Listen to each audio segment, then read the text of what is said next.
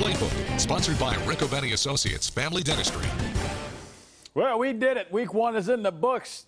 Still playing football. Week 2 in the ACC features some exciting matchups. Hopefully we'll get this thing going on. Already had some issues, and we're going to be covering them all here in another episode of Playbook. I am Chris Clark. Let's go ahead and get right to it, shall we? Yeah. Week 2 in the ACC also features 7, count them, 7 ranked teams. Of course, Clemson's still on top of this thing. Notre Dame and North Carolina each moving on up after their Week 1 W's. And jumping right into the top 25. That's right, top 25. Miami, Louisville, Virginia Tech, and Pitt all checking in there. Our game of the week this week features 2 of those newly ranked teams. Louisville hosting the Miami Hurricanes in prime time on Saturday. So let's bring on WEHT's Randall Parmley for a closer look at the Cardinals. And Randall, the Cards used a huge second quarter and a career-high passing day from quarterback Mikael Cunningham to top Western Kentucky in Week 1. What stood out in that opening night win to you? All right, first of all, disclaimer for you. I'm a WKU grad and a WKU season ticket holder, so I want to try to keep this as unbiased as possible. But the 2 big words are big plays. Man, Louisville absolutely torched the WKU secondary. Cunningham had 343 yards passing, 5 total touchdowns, and it was a lot of busted coverage. Those Louisville receivers finding a way to get open. Speed definitely killed as far as WKU is concerned on that game last Saturday night. That Louisville offense looked great behind Cunningham. Yeah, that was probably a tough night watching that one. I don't know how you made it through that one, but good for being a professional right there. That's what I'm talking about. All right, now let's look ahead to this weekend with Miami coming to town. Canes, Derek King didn't have the same type of passing day that Cunningham had last Saturday, but he also added, 83 yards and a touchdown on the ground. So we talked about this guy sneaking into the Heisman coverage last week. How does Louisville shut him down? Well, Louisville had a great game plan against WKU quarterbacks Tyrell Pigram. He's one of those dual-threat guys as well, and they really shut him down, kept him to under 100 yards passing. He got a touchdown late in the game, but if they have that same type of game plan, just contain, don't give up the big plays, I think they'll do a good job. Now, both Louisville and Miami jumped into the top 25 this week and making this game the first matchup between 2 ranked teams this season. I know, don't at me, there's not a whole lot of them playing, but still, 2 top 25 teams playing. Who comes out on top? I think I know, but give me an answer there, buddy. Well, I'm going to go with Louisville simply because they have the most explosive player on the field, in my opinion, in Tutu Atwell, who, by the way, also has the best name in all of college football. Anytime you got a guy whose first name is Tutu, you got to pick that team to win. So I'm going with the Cards by 14. You know, I can't knock that one. I got the Cards, not by 14, but 7. But thank you, Randall. Enjoy the game. We're going to see you next week, my man. And the Miami Hurricanes started off the college football season by blasting UAB 31-14. A 7-point lead at the half turned into a 24-point lead in the third, and the Canes put up 17 on the Blazers there. Head coach Manny Diaz was happy with the effort and intensity. With the reduced crowds, the Canes needed to provide their own energy on the bench. They did it. All-around solid game for Miami. It wasn't perfect, though. There were technique and execution mistakes, but, you know, to be expected. It's a first game. Those things need to be cleaned up for Louisville is next, like you said. And aside from Clemson, the Cardinals have arguably the best running back, quarterback, running back combo wide receiver in the ACC. Miami beat UAB, a team they were expected to handle a year ago. It would have been a question mark for teams like that, but Manny Diaz isn't ready to put the swagger back in South Beach just yet. I'm not going to sit here and put our flag in the ground and say, we've sorted it out. What I will tell you is that we have made a real big point this year of saying winning is simple. It's just not easy. And I think it's important for the people inside this program to respect how difficult it is to win a football game, how difficult it is to win back-to-back football games, to win 3 in a row. I mean, just how difficult it is to win. This week we have to go win on the road against a conference opponent. And nothing we did a week ago matters. Saturday night's top 25 showdown between Miami and Louisville kicks off at prime time at 7:30. There will be a few fans in Cardinal Stadium. They should be in for a great one there. And top-ranked Clemson, they just straight up took care of business in Week 1, beating Wake Forest 37-13 up there in Winston-Salem. Now the Tigers return home and for an in-state showdown. WSPA's Pete Yannity covering Clemson. Pete. #1 Clemson is obviously the heavy favorite against the Southern Conference's Citadel Bulldogs when they get together in the Tigers' home opener at Death Valley at 4 p.m. on Saturday. Clemson allowing roughly 19,000 fans per game, including students, for its home contest this year, and they've got all kinds of other restrictions in during these pandemic times. Now, as Dabo Swinney looked ahead to the ball game on Saturday, he actually looked back to what his team was able to achieve in a decisive win against Wake Forest this past weekend, and simply getting out on the field to play was in itself a victory for the Tigers head coach and his squad back during the summer when things were going down with the Big Ten and the Pac-12. Well, Swinney tells a story that he pretty much got in his team's face, for lack of a better term, and told them they needed to be the one to put saving their season on their shoulders. I actually challenged our guys. I just said, hey, if you guys want to play, you're going to have to change the narrative from a player's perspective, because the narrative is, hey, we're making everybody play, and that's just not reality. Everybody here is a volunteer. Our players came out and fought for their season. One thing that you can say about all the guys here is we truly love the game of football, and we've been working so hard to get back to the point to where we could have a season. Now, it should also be noted the Tigers and Bulldogs are two of just 4 teams in the Palmetto State that are playing in the fall, and the only two going head-to-head, essentially making Saturday's ball game the state championship. Covering the Clemson Tigers, I'm Pete Yanity. Thank you, Pete. In-state rivalry kicks off Saturday at 4, and Clemson gets a break after that. They've got a week 3 off, as if we don't try and figure out how to get them to play UNC here. Anyway, Notre Dame's first game as a member of the ACC was a win over Duke, but it wasn't as easy as many expected. As WTTV's Chris Widlick reports, the Irish, they weren't worried after a slow start in South Bend. It wasn't easy, but Notre Dame posted the school's first ever conference win, defeating Duke at Notre Dame Stadium last Saturday, 27-13. And the biggest concern, how to replace their top 3 pass catchers, probably the biggest reason the game wasn't decided until the 4th quarter. Ian Book's new receivers struggled for a while before settling in, but running back Kyron Williams' first start was a real difference maker. The sophomore back rushed for 112 yards and 2 scores and racked up 93 receiving yards, a great springboard into this Saturday's lone non-conference contest against South Florida.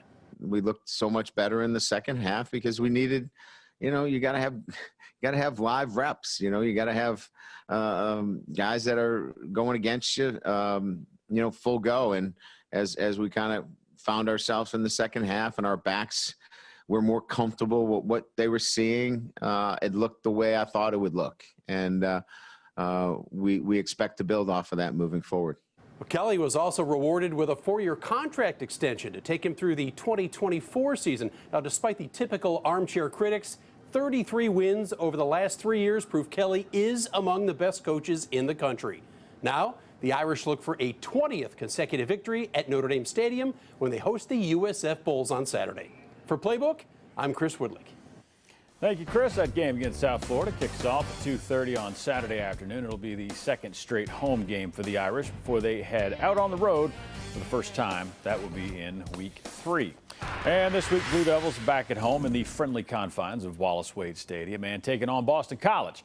Of course, like we just heard, they drew the short straw last week and had to go on the road to face Notre Dame. Many expected a blowout, but the Blue Devils, they hung tough against the Irish and they gave them a fight, man.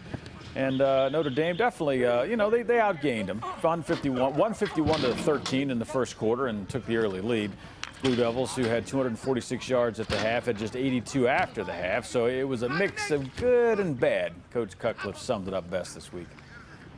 A blend of disappointment in South Bend, but also of understanding we're different than we were a year ago, and we are. But to prove that we're a good football team, you don't prove it by playing well and playing well against a great opponent. You prove it by winning. Speaking of which, looking ahead to Boston College, that is exactly what the Blue Devils are going to try and do. Get that W, get back on the winning track.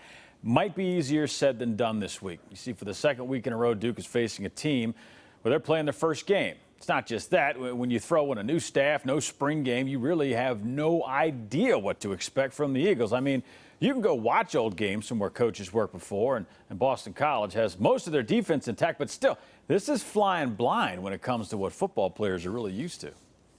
They got a lot of people coming back. And so we know a little bit of their personnel, just not really, their scheme and what they're going to do yet. But we got some intel and some insight on what they might do, and that's just what we're going to prepare for. And then during the game, if it's not what we expect, you adjust. That's how you win. That's definitely how you win there, brother. And one thing the Blue Devils know they will see is a big offensive line from Boston College. Each one of them boys is about 6'3". Each weighs in at 300 pounds plus, with the exception of the center, who's just a few Big Macs away from 3 bills. He checks in at 295, but I digress. With a front line like that, they're built to do one thing only. Yeah, Duke defensive tackle Derek Tangelo knows what's coming. He welcomes it. I'm definitely expecting some smash mouth football. When you have a big offensive line, you can really take control of the game. But, we have a big defensive line as well. So, it's going to be experience on experience. It's going to be big on big. So we're just going to try to do our best on this end to make sure that we can, limit those guys and do explosive plays. Meanwhile, new BC head coach Jeff Affley should be able to do wonders right away with a defense that struggled throughout last season. The Eagles are loaded with experience and veteran tacklers, and it all starts with what should be a whale of a linebacking core. The question isn't on defense. The question is on the offensive side of the football. And that as of game week, like right now, no kidding, Coach Haley, he still hasn't settled on a starter under center. The depth chart is out, but it says or, as in this guy or that guy at quarterback. I mean, there is a famous football saying that goes, if you have 2 quarterbacks that are good enough to start, you don't really have a quarterback. And it's not just for the guys under center. There are a few more positions out there, a bunch of ors on that depth chart. So, Coach, who's it going to be on Saturday? We'll get a clarification probably right as the ball's kicked off and the whoever walks out of the huddle. Right now it's or, so that means they both could be starting. Hey, there's a couple ors on the depth chart, and that's just how we feel right now. And not just about the quarterback position. We're going to compete throughout the week. And truthfully, I want to build this thing on competition. And the reason I did that is I believe competition brings out people's best. So if I'm a wide receiver and I have a great week of practice and I deserve to play, I should play. And if I'm a corner and I have a great week of practice and I'm locked in and I prepare, then I should get on the field somehow. And that's how I'm going to treat this. This whole week, this whole season, we have to worry about ourselves and we have to worry about getting better every single week. Well, whoever starts for the Eagles will take the field at noon on Saturday in Durham. BC plays their first game at home. That's coming up next weekend. And Georgia Tech, meanwhile, they snuck out of Tallahassee with a 16-13 win over Florida State, but it's about to get even tougher. WRBL's Rex Castillo covering the Yellow Jackets, who now welcome a top 25 team to Bobby Dodd Stadium. One of the biggest secrets for Georgia Tech's football team was who was going to be their starting quarterback. Turns out that true freshman Jeff Sims took the snaps, and it's no longer a secret how good he and the Yellow Jackets offense can be. The true freshman didn't back down from the spotlight, throwing for 277 yards, a touchdown, and a pair of interceptions to lead the Jackets to a 16-13 win. Head coach Jeff Collins says it was the 18-year-old's composure that impressed him the most. How calm he stays. He never gets too high. He never gets too low. He's a tremendous competitor. Trust in your teammates. Be a great teammate yourself, and continue to just plug along and just trust in the process. Even though the entire nation may know who Jeff Sims is after that upset win over Florida State, head coach Collins says his quarterback's work ethic hasn't gotten lost with his newfound fame. This is an entitlement-free program.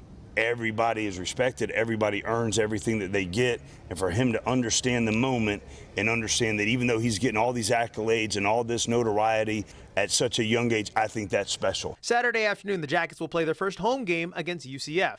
The Knights have always been one of the most competitive group of 5 teams in the nation, and Coach Collins says his team is embracing this opportunity. A great football program, one of the top 10 programs in the country over the last 3 years, and we're well versed in that and have a tremendous amount of respect for the opponent that we've got come in. Georgia Tech kicks off their home opener against UCF this Saturday at 3:30 p.m. Eastern at Bobby Dodd Stadium.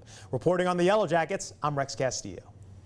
Good stuff, Rex. There will be fans in the stands in Atlanta for that matchup, by the way, on Saturday. They're going to be capped at around 20% capacity at Bobby Dodd. And as you heard Rex say, kickoff against the 14th-ranked UCF Knights is at 3:30.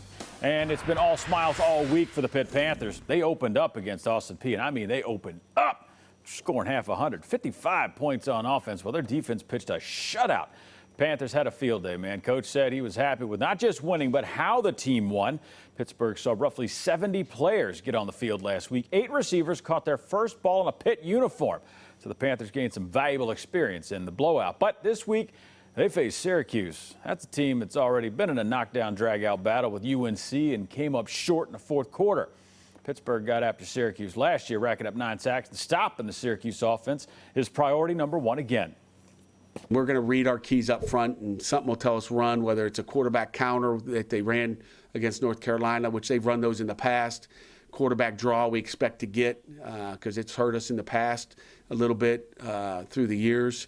And, why not block it and let them run, which they have not done. I don't think we've seen it in 4 years, but, you always expect the unexpected.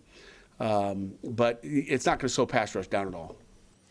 Now, Syracuse, they might be a huge underdog on the road at Pitt, but Orange head coach Dino Babers still thinks his team has the edge. WSYR Stephen Fanti is covering the Qs. Steve?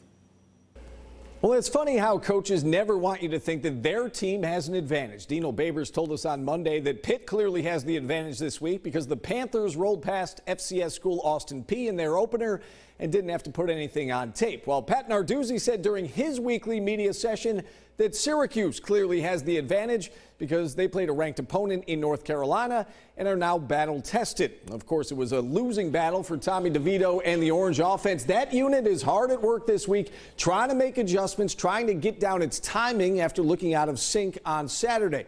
Now, some of the ineffectiveness can be explained by the lack of live reps during camp and a condensed playbook because of COVID. Dino Babers acknowledges that those are reasons, but he refuses to use them as excuses. Comes down to execution on offense, defense, and special teams, and minimizing your mistakes. If you minimize your mistakes and you capitalize on what you're good at and do it well, then in most football games, unless you're playing a very superior opponent, you're going to be in that game for a while, and then you got to see which way the ball bounces. The book will get bigger as we move along, but we got more than enough of it in right now to do the things that we need to do on the people we're playing. Now, it's believed that this is the first time in program history that Syracuse has been a 3-touchdown underdog in back-to-back weeks to open up the season. It'll be a noon kick Saturday at Heinz Field in Pittsburgh. Covering Syracuse, I'm Stephen Fanti. Thank you, Steve. Good stuff, man. This is the second of 4 straight home games for Pitt, and it's Syracuse's second straight on the road. But the old Big East Showdown won't have any fans in the stadium for this one. Moving on here, NC State had to wait a week to hit the field after their season opener was pushed back due to COVID-19. For one Wolfpack player, that delay is nothing compared to what he's been through. Ricky Person begins his junior year healthy as he's ever been. But it wasn't that long ago that Person was questioning his love for the game. NCN's Todd Gibson is covering the Wolfpack. NC State has something very few teams across the nation have, and that is 4 quality running backs. But the Pack came into this season almost missing one of those runners. Former Heritage High School star Ricky Person has battled the injury bug ever since he stepped foot on campus. And at one point, it became so frustrating for Person that he almost gave up the sport of football. Everybody knows I had injuries, and I was going through a lot of mental stuff at the time. I mean, it was one point I was like, well, is football still for me? But then I took that time where I got close to God, close to football, and I just asked myself these questions to myself, and I was like, well, is this for me? And I said, yes. So, I mean, having guys in my corner like Coach Thunder, Coach Albert, even some of the guys in my running back room, they was with me through every step of the way because it seemed like I just had this shadow over me. But now this year, it's it's something that God has planned for me. So I feel like this year is going to be a breakout year for me. As an athlete, when you have things that prevent you from playing the sport you've been playing since 5 years old and now it's not available to you, it's really hard on them mentally. It's hard on, their personality, their confidence, their mental health. And so Ricky had a lot of those ups and downs due to things out of his control. I think there was a lot of people in this building that helped him. I think these players have a lot of people around them that are here for them and want to help them through those types of situations. Well, NC State will need Person and every one of their fine running backs to take some heat off of Devin Leary, who begins his first full year as the Pack's starting quarterback. In Raleigh, covering the NC State Wolfpack, I'm Todd Gibson. Thank you, Todd. NC State hosts Wake Forest on Saturday under the lights at Carter Finley Stadium in Raleigh. Kickoff, like you said, at 8 o'clock. Demon Deacons are coming off of a lopsided loss to top-ranked Clemson. But as WGHP's Danny Harden reports, that didn't stop Demon Deacons fans from celebrating the return of football. In its season opener, Wake Forest was humbled by the top-ranked Tigers of Clemson, but there was still a lot to celebrate for Deacon Nation. The Wake fans woke up early on Saturday and began to ring in a new football season. Go Deeks! Go Deeks! Tailgating 10 hours before a game that you aren't even allowed to go in to watch in person. Deacon Nation so excited that college football had returned. Not being able to go to a live sporting event is killing me. I am a huge fan, and watching it on TV is not the same either. If there's one thing I can look forward to when COVID is done, is I'm going to go to every live sporting event that I can attend. Having an opportunity to get together with some friends and do some tailgating was just a chance. We couldn't pass up. These Wake Forest fans wanted to be part of ESPN's Game Day's first visit to Winston-Salem as they watched on a big screen next door from the stadium at the fairgrounds. Food, drink, cornhole, and football. This event seemed to bring a shot of much-needed energy to Wake Forest. I feel like campus has been kind of down. Like, obviously we're all glad to be back, but this game and like all the stuff going on has really brought everyone back together. Like everyone at the game day bus and coming to get shirts. Like I haven't seen people that excited and like seeing each other the way they have now. Most of my classes are online, so I don't really have many places to meet other people except like the people in my dorm. So this is a good way to just get out with friends, but hopefully by basketball season there can be some fans in the stadium and we can get into the game and support the Deeks. Speaking of basketball, new Deacons head coach Steve Forbes dropped by. We're going to have a team that you're going to be very proud of. I look forward to seeing you guys in the door. No fans allowed at the football games for now. Everyone hoping this will change as we move into October. It will be difficult not to be able to experience that live as that we're used to, but I'll certainly be glued to my TV every weekend to see the Deacons play, that's for sure. Go Deeks! Go Deeks! This Saturday, the Deacons are on the road at NC State. Reporting for Wake Forest football, I'm Danny Harnden. How about right now we take this thing on the road and go party with the people at Wake? They can throw down up there, man. That is great. Thank you, Danny. Moving on here. UNC's game against Charlotte, set for this weekend, has been canceled due to COVID-19. Charlotte said several members of their offensive line would not be able to play. 3 49er football players tested positive for COVID-19 over the past 2 weeks, but those who came into contact with the infected individuals are required to quarantine for 14 days. Therein lies the problem. This left the team with less than 7 offensive linemen, and that type of loss was just too much to bring them up to Chapel Hill. Hurting for these players. They worked extremely hard to be able to have an opportunity to go play, and to walk in there this morning and let them know in a team meeting that we weren't going to be able to do it is you feel like you let them down. You know, calling Mac Brown. I felt like I let Mac Brown down. I just tough day. And it seems like, the hits keep coming in 2020. It's like, what else can you throw on my desk? Man, you ain't never lied, Coach Hill. Just keep that 100 there, my friend. Tar Heels head coach Mac Brown released a statement saying, quote, "We're disappointed we won't have a chance to play this weekend, but completely understand and appreciate Charlotte's transparency. We were looking forward to competing against Coach Healy's group. We're good friends, so I hate this for him and his team. Hopefully everyone affected is okay, and we wish them the best as they move through the season." UNC will not reschedule the game against Charlotte, which means they won't be back on the field until the first weekend in October. The Tar Heels will travel to Boston College in week 4. So far, no kickoff time has been set. And the Carolina-UNC Charlotte game isn't the only in-state showdown that won't be happening as planned this weekend. Virginia and Virginia Tech were supposed to square off in Blacksburg, but the Hokies needed to push the game back because of COVID-19. It'll now happen on Saturday, December the 12th. Both UVA and Tech were idle in week 1, so they're each still waiting to take the field for the first time. The Cavs will now do that in week 3 against Duke. That game was originally scheduled for November, but it's being moved up. Kickoff in Charlottesville is set for 4 o'clock on Saturday, September the 26th. And just a few minutes after that one wraps up, Tech is set to start their season against NC State in Blacksburg. That one kicks off at 8. WFXR's Ryan Moye has the reaction from the Hokies.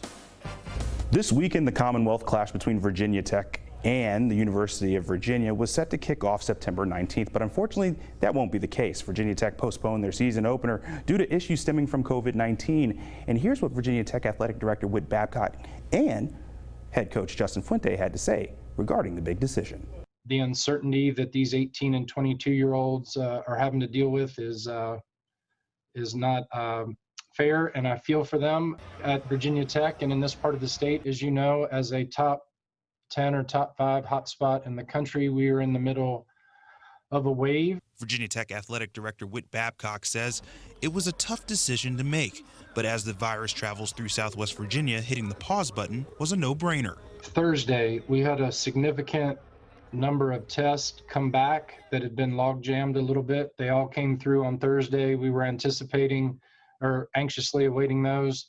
Even though the thoughts and talk of competition lingered, it simply came down to Virginia Tech's chief medical officer telling the university that they shouldn't proceed with the game. I feel for our players, their players, fans, everybody, but at the same time, we still, as of today, have the ability to play 11 games, hopefully more than that. We still have the ability to play in an ACC championship game, and we still have the ability to play in the college football playoffs.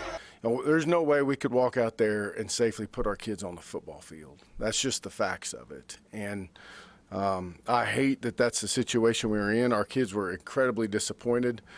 I know they and I probably have taken quite a bit of flack from it. But the bottom line is it was the absolute right call. Dr. Rogers understood and looked at the numbers and knew that it just was not safe to put that small a number of kids out there on the field. As of right now, the Virginia Tech Hokies hope to kick off their 2020 football season Saturday, September 26th against NC State at Lane Stadium. Covering the Virginia Tech Hokies, I'm Ryan Moy. Thank you, Ryan Moy. Virginia State won't be playing this week either, but the Seminoles had week 2 scheduled off already. They'll return to the field in a week 3 for a big Sunshine State showdown when they visit Miami in prime time. Now, the off week gives the Seminoles some time to regroup after another opening week loss. And as WMBB's Courtney Mims reports, FSU head coach Mike Norvell is going back to basics in practice. The Mike Norvell era at FSU is not off to a good start after Saturday's crushing 16-13 loss to Georgia Tech. The 4th straight season opener the Noles have lost, but their bye week probably couldn't have come at a better time, as now they have 2 weeks to prepare for Miami, who they take on September 26th. The offense looked pretty rough against the Yellow Jackets this past weekend. Quarterback James Blackman finished the game with 198 yards, a touchdown, and an interception. Even though the defense did look a bit better, they still managed to give up 438 yards of offense to Georgia Tech, which was led by true freshman quarterback Jeff Sims, a former FSU commit. The only thing working for FSU in that game was the special teams, as they blocked 2 field goals and an extra point. So Florida State head coach Mike Norvell said this week they're going back to the basics, and said their practices are going to be more of a camp style than anything. But truly this week is all about us, about continuing to clean up the details, the fundamentals, working to execute at a higher level. So we actually got a lot of ones versus ones, twos versus twos, speed work. Norvell said the game on Saturday really was a wake-up call for the team, and he's hoping they can fix some of those mistakes before traveling to Miami on September 26th. Reporting on Florida State, I'm Courtney Mims. And with week 1 in the books, we are getting a little bit better feel for what we can expect out on the field. But if you're hoping to, put a little money down this weekend, it doesn't hurt to have some help. And, man, we got the man for you. Let's bring on Jason Logan from Covers.com to break down the numbers this weekend. And, Jason, the Duke Blue Devils are back in action after a loss to Notre Dame last weekend, this time taking on Boston College.